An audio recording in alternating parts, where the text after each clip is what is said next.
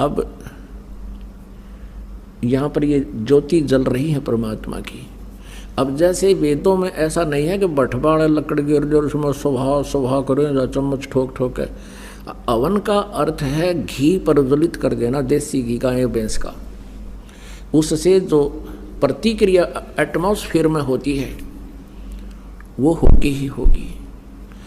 अब परमात्मा ने एक सिंपल वे निकाला। एक रुई, एक 100 ग्राम रुई, गणित 200 ग्राम रुई से आप चाहे 2 क्विंटल घी सवा कर लो, और यदि लकड़ियों में डालोगे तो उसमें मनमाना 20 किलो लकड़ियों में काम बने। तो 20 किलो लकड़ी जड़ेंगी, उनसे कार्बन डाइऑक्साइड अधिक हुआ।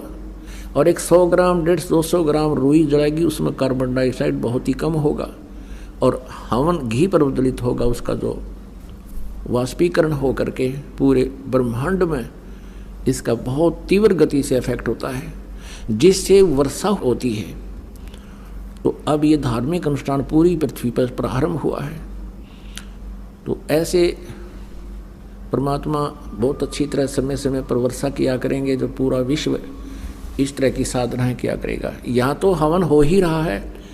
अब लगभग 600 पाठ हैं, और 600 का मतलब 600 किलो देसी घी यहाँ हवन होगा, 6 क्विंटल का, इन 4 दिन में। और प्रति महीने 5 क्विंटल घी का लगभग हवन हो रहा है परमात्मा कबीर जी के आदेश अनुसार।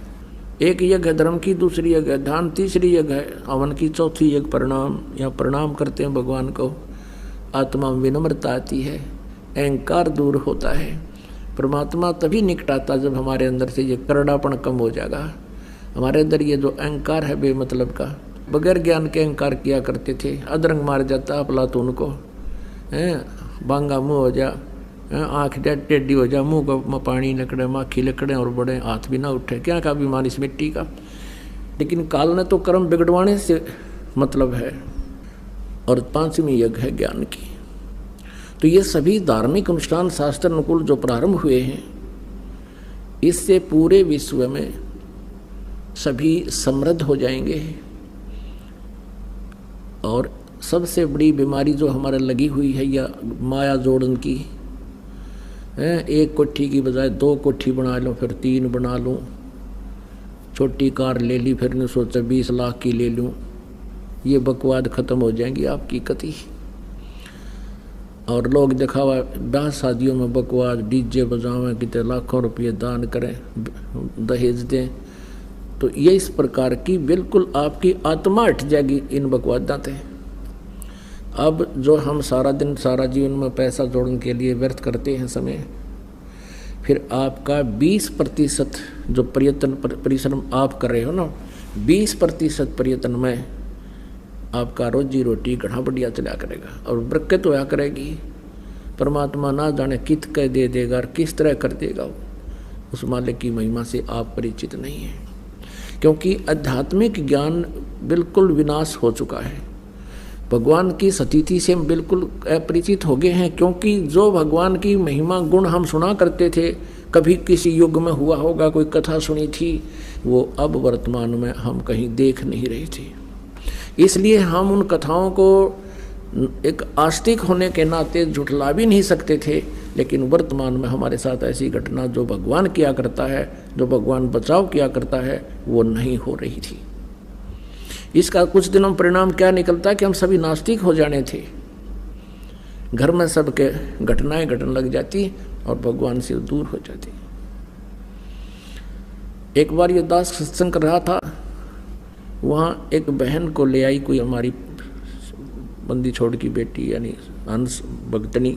4-5 दिन का सत्संग था, कहीं हम कर रहे थे शहर में। तो 5वें दिन उसने नाम लिया और अपनी सारी राम कहानी बताई। उसने बताया कि जी मैं पहले बहुत आस्तिक थी, सभी जैसे भी अपने हिंदू धर्म में जो पूजाएं हैं सारी किया करती थी, और भी आसपास जो अपने इष्ट देव जैसे परंपरागत हैं, किसी का गरीबदास जी की पूजा थी, किसी का और श्याम जी की पूजा थी, कहती है सारी कराया करती थी। भगवान विष्णु, भगवान शिव और शेरा वाली माता और संतोषी माता के सबके पाठ कराया करती थी, व्रत भी करती थी। तीर्थ धाम जो भी बताए वहाँ भी मैं जाया करती थी। तो जब मेरे पुत्र का जन्म हुआ, जब पुत्र लगभग 1 या 2 वर्ष का होगा, मेरे पति की मृत्यु होगी। अब मैंने दोबारा शादी नहीं करवाई इस उद्देश्य से कि मेरे पुत्र की दुर्गति हो जाएगी और इसका जन्म नरक बन जाएगा। जैसे तैसे मजदूरी कर करा के बच्चे को बड़ा किया, पाला पोसा, और बच्चे की सुरक्षा के लिए, बच्चे के जीवन दान के लिए, उसकी दीर्घ आयु के लिए हर जगह मन्नत मान्या करती थी। एक दिन वो बच्चा +2 में पढ़ रहा था। उसने कहा, माता जी मुझे मोटरसाइकिल दे दो। मोटरसाइकिल लूँगा, सभी बच्चे जाते। अब मैं डरती थी कहीं मेरा बेटा दुर्घटनाग्रस्त ना हो जाए, चोट ना लग जा। मैं नहीं चाहती थी उसको मोटरसाइकिल दूँ, लेकिन वो दुखी घना हो गया। और मैं ये सोचती थी कि कहीं ये बेटा न्यू महसूस ना कर ले, आज मेरा पिताजी होता तो मुझे सब वस्तुएं मिलती और माँ मुझे ये उपलब्ध नहीं करवा रही। तो उसकी हट को देखकर मैंने इस दृष्टिकोण से सोचकर जैसे तैसे एक मोटरसाइकिल की व्यवस्था कर दी। वो अपने मित्र को साथ लेकर के प्रतिदिन अपने कॉलेज में जाता था, विद्यालय में जाता था। एक दिन बता रही थी कि मैंने खाना बनाया, बच्चे को खाना खिलाया। वो अपना मोटरसाइकिल लेकर प्रतिदिन की तरह निकल गया, अपने साथी को उसके घर से लिया, चला गया। और मैंने वो कुछ शेष 2 व्यक्तियों की रोटी थी, मैंने शेष 2-4-5 रोटी थी वो बनाई और बना के हाथ धो के मैंने नहीं सोचा था तू रोटी खा ले। खाना खाने के लिए ग्रास तोड़ा था, इतने में उसका मित्र भागा भागा आया और उसके भी हाथ से कहीं चोट लगी हुई थी, रक्त बह रहा था, उसके घुटनों से कपड़े फटे हुए थे। मैं एकदम सख्ते में आ गई और पूछा, बेटा क्या हो गया? उसने कहा, आंटी हमारा एक्सीडेंट हो गया, भाई का चोट घनी लगी। और मैं उसी समय वो ग्रास नो का नो हाथ से छूट गया, नंगे पैरा, सिर पर कपड़ा नहीं, भाग ली उस बच्चे के साथ साथ जिधर वो बता रहा था।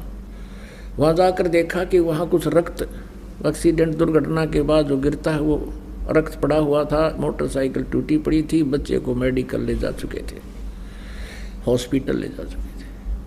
वहाँ पहुँचते ही पता लगा कि बच्चे की डेथ हो गई है। उस हॉस्पिटल के द्वार का टक्कर मारी और सिर फट गया, 7 टाँके आए मेरे सिर में। काफ़ी देर में होश आया। उसके बाद मैंने वो सभी देवी देवता जितनी भी पूजा मैं करा करती उठाकर कुर्डियाँ पे फेंक दी, अब कहीं भगवान नहीं है। और काल यही चाहता है कि ये नास्तिक हो जाए, फिर परमात्मा आवे मारे जाइयो माथा है उनके साथ कितने मत्था पे चाई कर लियो, ये सुने को ना भगवान है को नहीं। फिर उस बहन ने आगे बताया कि आपके द्वारा जो उपदेश प्राप्त है परमात्मा कबीर जी की शक्ति से उनको जो सुख हुआ है, उनकी जो प्रोटेक्शन हुए हैं, जिस तरह मेरे पुत्र का एक्सीडेंट हुआ ऐसे ये बहन जो मुझे लेकर आई इसके बेटे का एक्सीडेंट हुआ, लेकिन ये सारा टूट फूट के भी आज जीवित है वो लड़का।